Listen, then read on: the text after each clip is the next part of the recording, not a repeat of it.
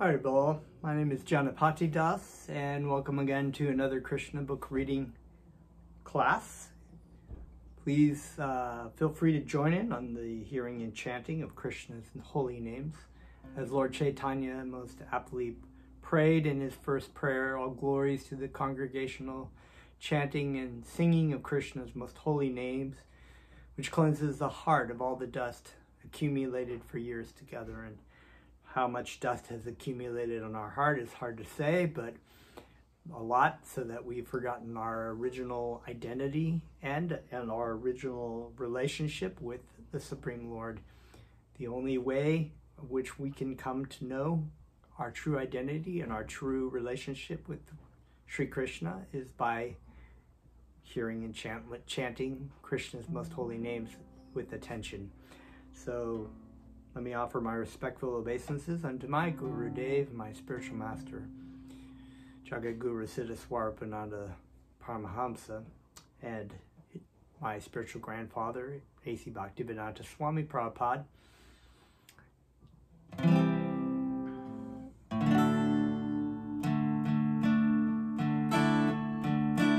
Namam Vishnu Padaya Krishna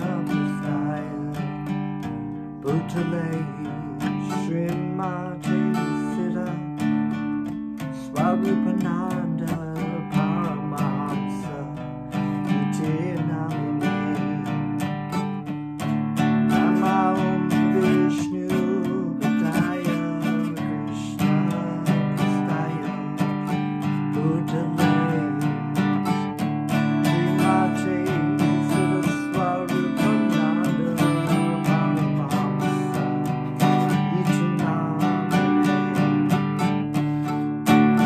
Shri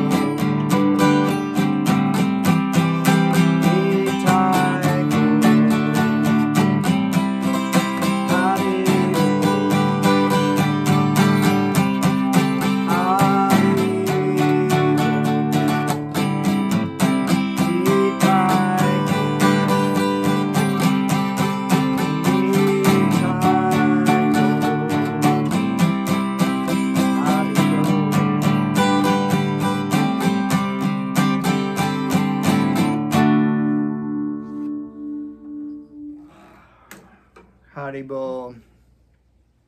Om Namo Bhagavate Vasudevaya.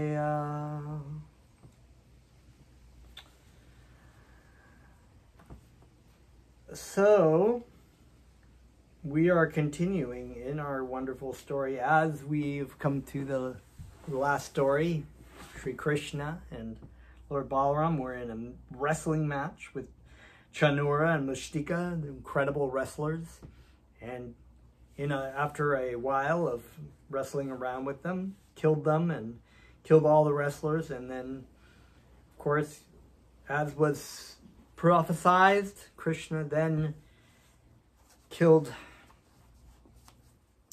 King Kamsa, the great demon, an enemy of the Yadu dynasty. And then enacted as the formal requirements are required, since he was the nephew of King Kamsa. He did a funeral procession and for the king, the former king. And we came to the end of the story, and now, of course, Krishna and Balaram are reunited with their parents, Devaki and Vasudeva, and although Rohini was Balaram's mother, acting as Balaram's mother, Vasudeva was the father of both Krishna and Balaram, and as we recall, was switched and taken to Vrindavan to be under the care of Nanda and Yashoda. And so we are now reading Krishna recovers the son of his teacher. When Lord Krishna saw that Vasudeva and Devaki were remaining standing in a reverential attitude, he immediately expanded his influence of Yogamaya so they could treat him and Balaram as children. So this is we've come to this point of this Yogamaya, the internal potency of Krishna. And it's also reflected in the material world as Mahamaya, which enables the living entities to forget about Krishna. But in the spiritual world, oftentimes, the devotees want to have a certain kind of relationship with Krishna, and it's very difficult to have that kind of relationship when you're thinking of, oh, this is God, even though it's acting as my child, and there are devotees in Vaikuntha and in the heavenly planets who relate to God in a very reverential attitude. And a lot of religions like Judeo-Christian and Islam have this sort of reverential on pomp and circumstance, God as being very powerful and terrible, or just awesome power and might. And Krishna doesn't actually particularly like to have that kind of relationship with his devotees. So the devotees who want to have a relationship of Krishna and in different kinds of relationships, which are neutral, Santa Rasa, right? And then there is a servant relationship like Lord Jesus had with God. And then there is the relationship and friendship, and a relationship as parental figure like Yashoda and Nanda Maharaj had this parental relationship with Krishna. And then, of course, is the conjugal or lover, which was what the gopis or the queens had with Krishna. So there are different kinds. So Yogamaya is expanded. His energy influences it so that the devotee of Krishna will forget this sort of like, oh, this is God, but more like think in the particular relationship. Oh, this is my dear friend, or this is my child, or this is my lover. And Krishna really likes this relationship. And so he allows his Yogamaya to influence in that way, spiritually, so they can have that sort of relationship. And he saw that Vasudeva and Devaki were respecting him and reverential because they were aware of his position. And he expanded his Yogamaya so that they would treat him like their parents. So, as in the material world, the relationship existing between father and mother and children can be established amongst different living entities by the influence of the illusory energy. So, by the influence of Yogamaya, The devotee can establish a relationship in which the Supreme Personality of God is his child. So because everything in the material world is a perverted reflection of the spiritual world, you can have a relationship with God in these different relationships. Just in the same way, in the material world, we tend to think of people in relationships of our body, in our personality, in our mind. So this is my father, this is my daughter, this is my son, this is my husband and wife, this is my mother and father. But in reality, in a spiritual reality, none of these things are my daughter, my father, my dog, my husband. None of those relationships are all enacted by Mahamaya to create an illusion that this is, my daughter, my husband, my father, my mother. But they're actually we're all living entities, and we're all children, God brothers and God sisters in the deepest sense, but also children of the Supreme Lord, enacting different relationships in the material world. So I have in this world, I have a daughter, and I have another living entity who's my wife, and another living entity who's my son, and I have there are living entities who are also my in a relationship with me as my mother and father.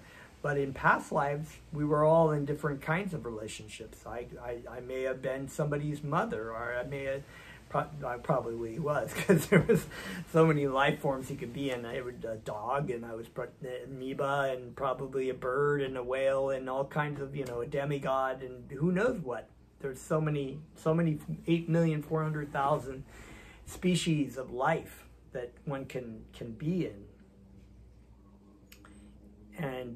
But the living entity is always eternally the same. But the forgetfulness of Krishna enables us to be in this material world, and to, through our karmic reactions, come into different life forms, thinking that through Mahamaya, that we are in particular types of relationships, and these are our particular family members or whatnot. So that was a saying. Similarly, Yogamaya has this ability in the spiritual sense to do this. After creating the situation by his Yogamaya, Krishna, appearing with his elder brother Balaram as the most illustrious sons in the dynasty of the Sattvatas, very submissively and respectfully addressed Vasudeva and Devaki. My dear father and mother, although you have always been very anxious for the protection of our lives, you could not enjoy the pleasure of having us as your babies, as your growing boys, and as your adolescent youths. Krishna indirectly praised the fatherhood of Nanda Maharaj and motherhood of Yashoda as most glorious, because although he and Balaram were not their born sons, Nanda and Yashoda actually enjoyed their childhood pastimes. By nature's own arrangement, the childhood of the embodied living being is enjoyed by the parents. Even in the animal kingdom, the parents are found to be affectionate to the cubs. Being captivated by the activities of their children, they take much care for their well-being. As for Vasudeva and Devaki, they were always very anxious for the protection of their sons, Krishna and Balaram. That is why Krishna, after his appearance, was immediately transferred to another's house. Balaram was also transferred from Devaki's womb to Rohini's womb. So actually, I got that wrong. So actually, Balaram and Krishna were born from the same mother, but were raised as potentially different mothers. Vasudeva and Devaki were full of anxieties for Krishna's and Balaram's protection, and they could not enjoy their childhood pastimes. Krishna said, unfortunately, being ordered by our fate, we could not be raised by our own parents to enjoy childhood pleasures at home. My dear father and mother, a man has a debt to pay to his parents, from whom he gets this body, which can bestow upon him all the benefits of material existence. Actually, Bhaktivinoda Thakur said that one should pay their respectful obeisances daily, bow to their parents every day for everything that they've done, especially if they're devotees of Krishna, because the parents are the first spiritual masters of the living entity. They come into the world, they are raised by these living entities and taught spiritual wisdom, hopefully. Sometimes not. Sometimes worse things. But a real devotee will actually raise a child in Krishna consciousness, teaching them that they're not their body and they're not their mind, but that they are a spiritual spark and a child of Krishna, and that they belong to Krishna, and they're happy. They will only be happy if they engage their life in the loving service of Krishna. That is the greatest thing that a parent can do for the child. And it's also said that if a parent is unable to deliver their wife or their children, they should never have children or a wife, for that matter, because there's no point. So that's a whole nother subject. It's actually it's a very deep subject about the reasons why, if we're going to take a wife or we're going to take a children, why we should do that. And what's the most common thing in the material world is to think, I take a wife for my sense enjoyment. I get children for my sense enjoyment. And that's about the bottom line of it. But actually, the reality of having a wife and children is so that you can help other living entities or work with a living entity. If you have a wife or husband, you work with them side by side, not really for your own enjoyment, but to help that person come back to Krishna, go home to Krishna, and if you have children, help them raise Krishna conscious children, and also you utilize your service in the service of your spiritual master by helping people, whoever you meet, to go back to Krishna. So that's really the purpose of it. This idea that we're going to get married to somebody and we have so many expectations about what we want out of this relationship.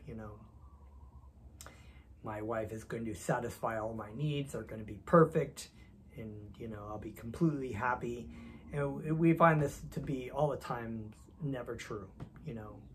If the best situation at all would be that they are pretty grossly flawed, and so are we, but we are both serving our spiritual master nicely together, and that's the best situation. The worst situation is that we find out real quickly that, oh, this person is not going to satisfy me, and they think the same thing about you.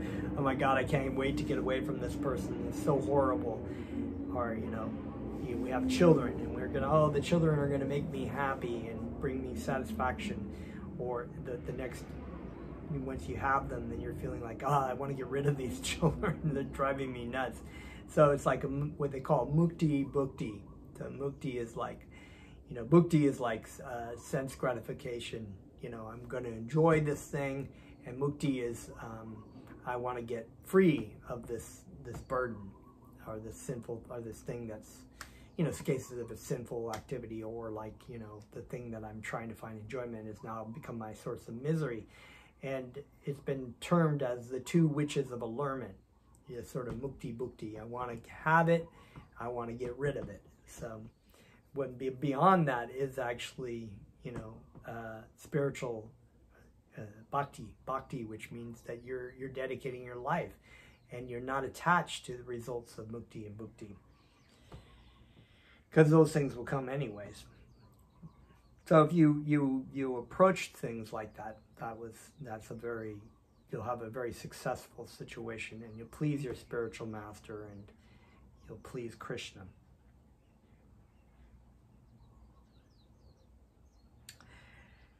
Okay, so my dear father and mother, a child has a debt to pay to his parents, for whom he gets this body which can bestow upon him all the benefits of material existence.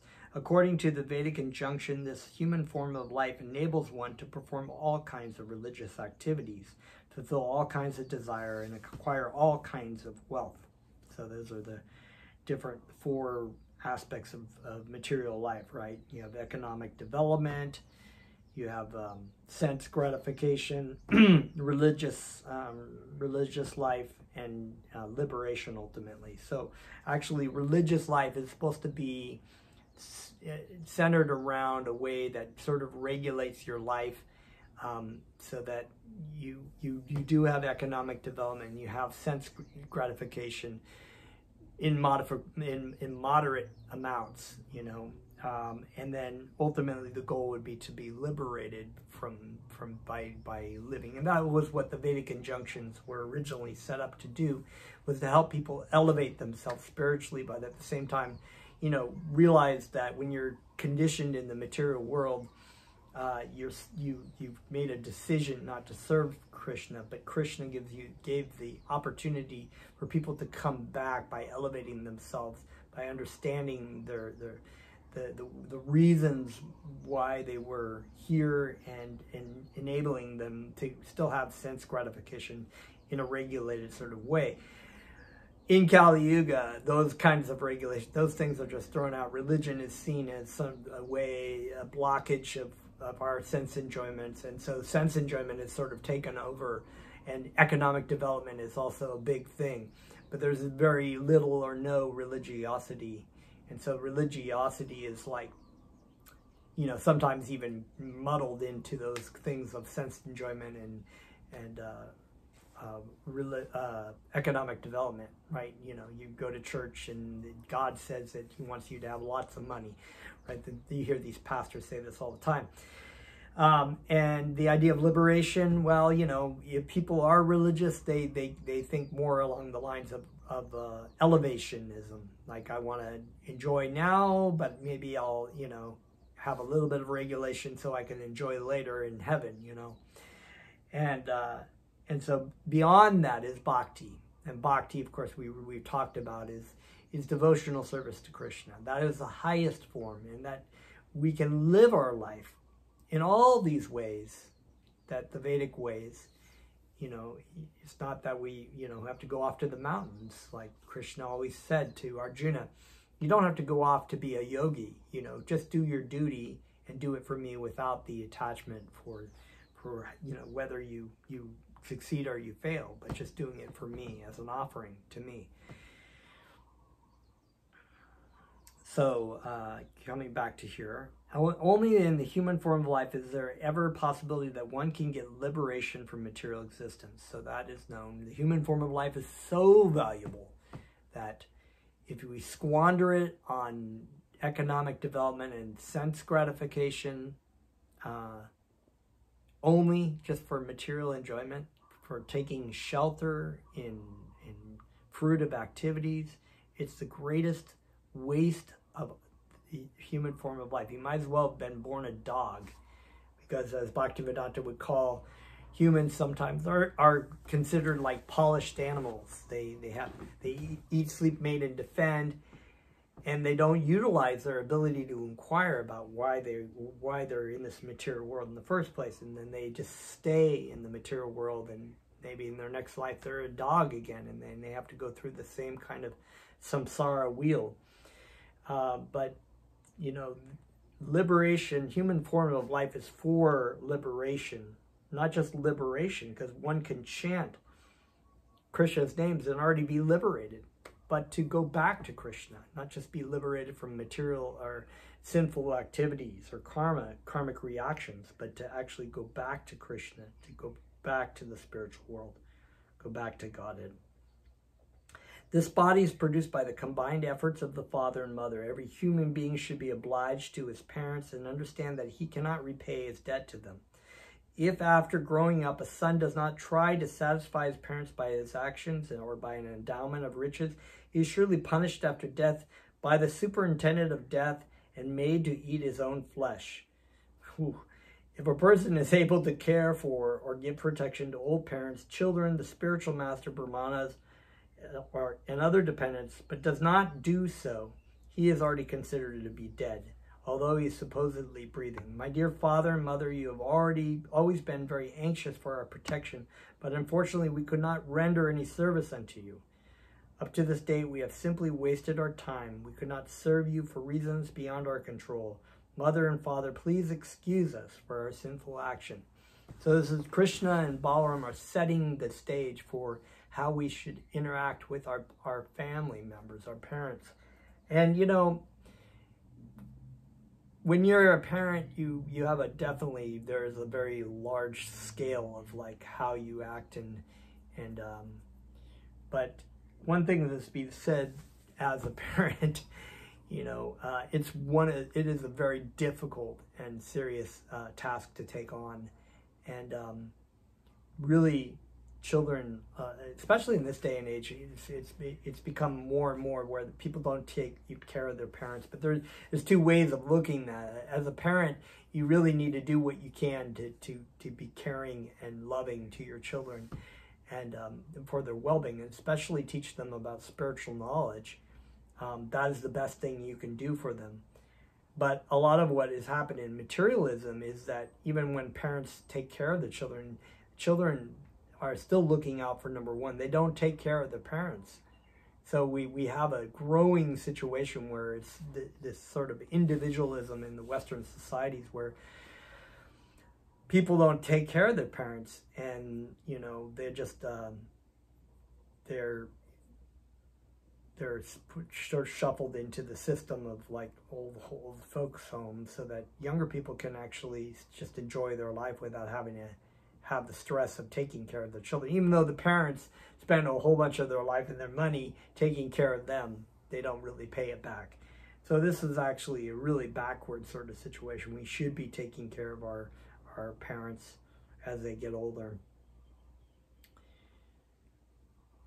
And I think about my own parents. They're very old. They're old. Their bodies are very old, and what they did for me spiritually was a lot. That I was raised in a Christian faith, and they taught me to be moral and upright, and believe in God and Jesus. So I offer my respects to them all the time, because they were very loving. They were very loving parents. When the Supreme Personality of God was speaking as an innocent boy in very sweet words, both Vasudeva and Devaki became captivated by parental affection and embraced them with great pleasure. They were amazed and could not speak or answer the words of Krishna, but simply embraced him and Balaram in great affection and remained silent, shedding incessant tears. Thus, consoling his father and mother, the Supreme Personality of Godhead, appearing as the beloved son of Devaki, approached his grandfather Ugrasena and announced that Ugrasena would now be the king of the Yadu dynasty.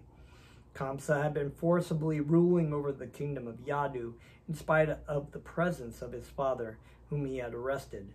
But after the death of Kamsa, Kamsa's father was released and announced to be the king of the Yadu dynasty.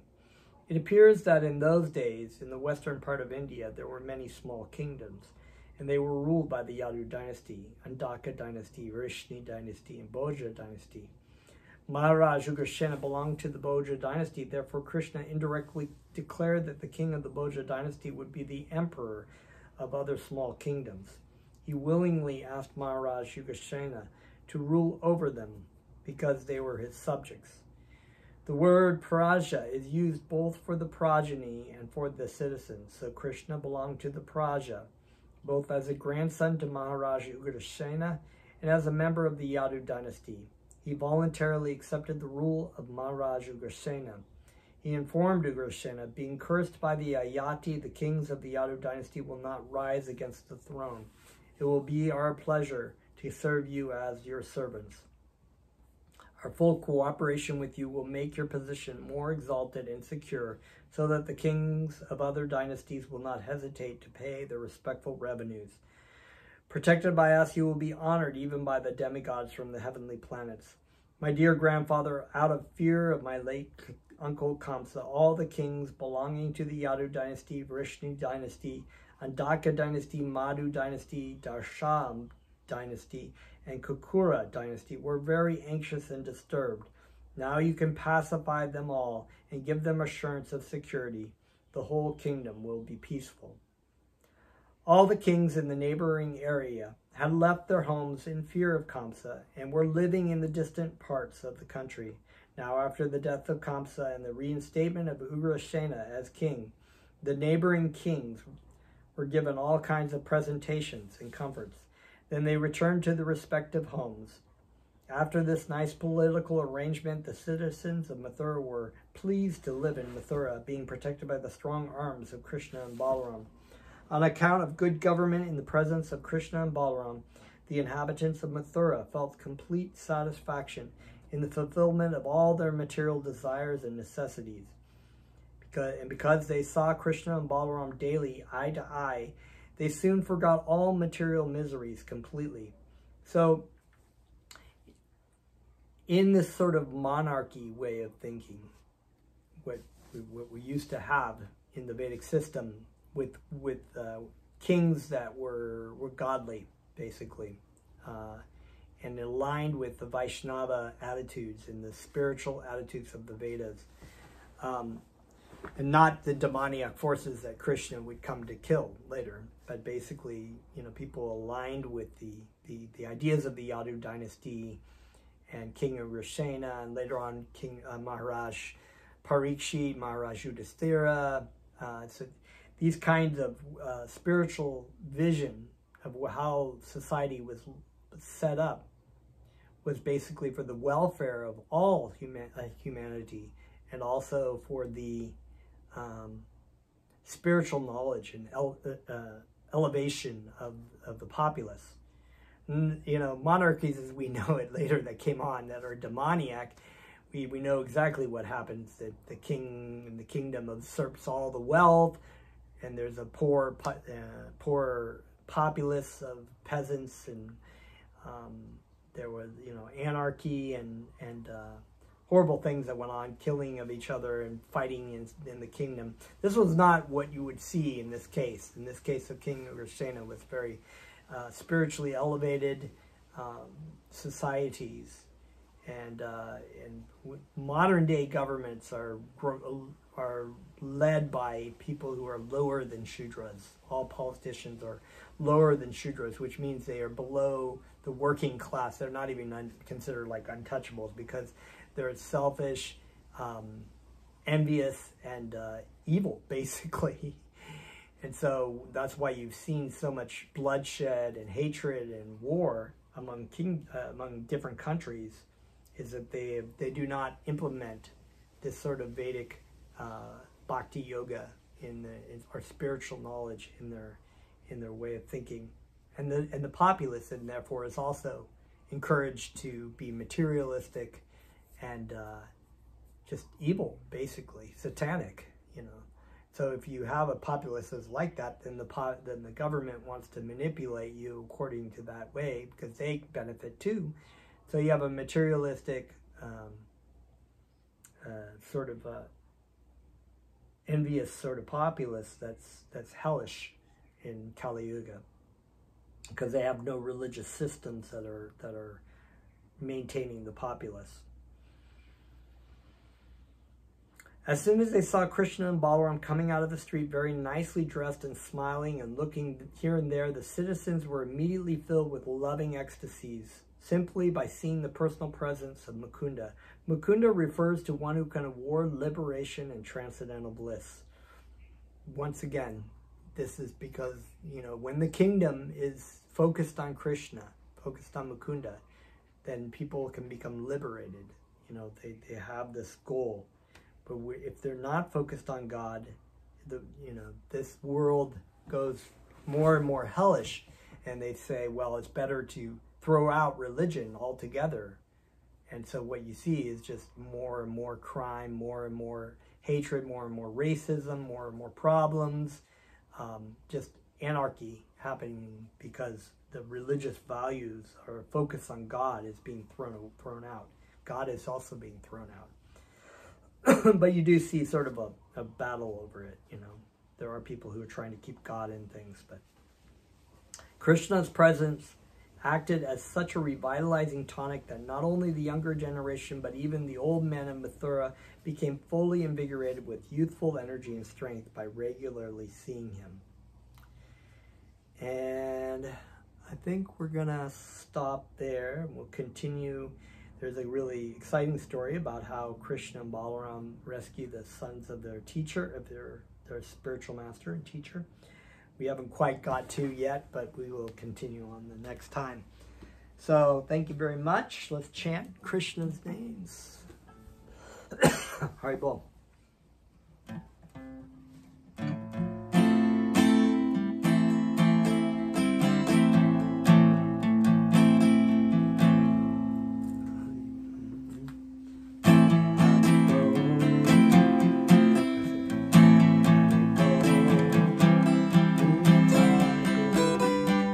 How did that go? Right.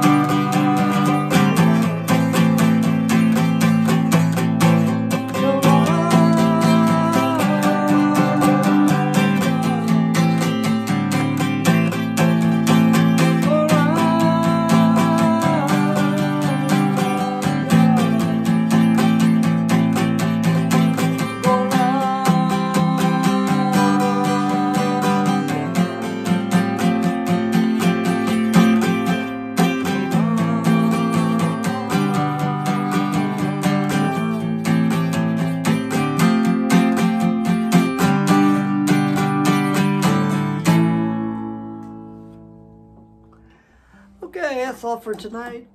Thank you very much. And if you haven't already, like and subscribe on my channel. Feel free to share the content with the friends, and we'll see you next time.